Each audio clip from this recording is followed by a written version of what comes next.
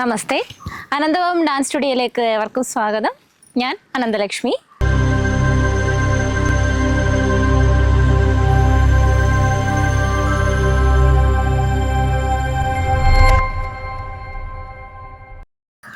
ഇനി ഒരു നർത്തകി അല്ലെങ്കിൽ നർത്തകൻ നൃത്തം ചെയ്യുന്നതിന് മുൻപായിട്ട് ധ്യാന ശ്ലോകം ചെയ്യാറുണ്ട്. അത് എങ്ങനെയാണെന്ന് നോക്കാം. ആംഗികം ഭുവനം യസ്യ വാചികം സർവവാത്മയം ആഹാര്യം ചന്ദ്ര ധാരാധി ത്വം നുമ സ്വാത്വികം ശിവം.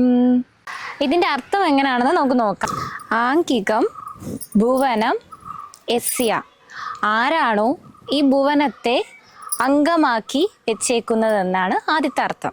വാചികം സർവവാത്മയം, ആരാണോ ഈ ചുറ്റുമുള്ള ശബ്ദത്തെ വാക്കുകളാക്കുന്നത്.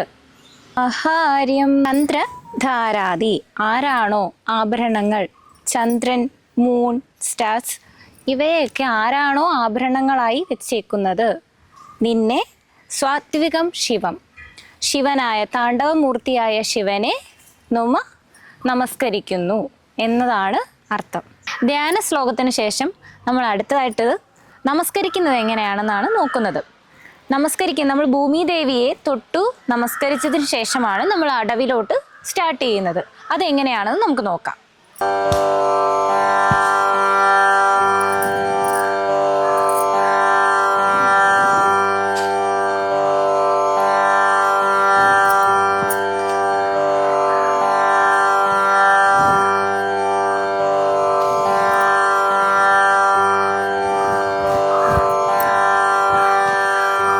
അപ്പോൾ അടുത്ത വീഡിയോയിൽ കാണാം. ബൈ.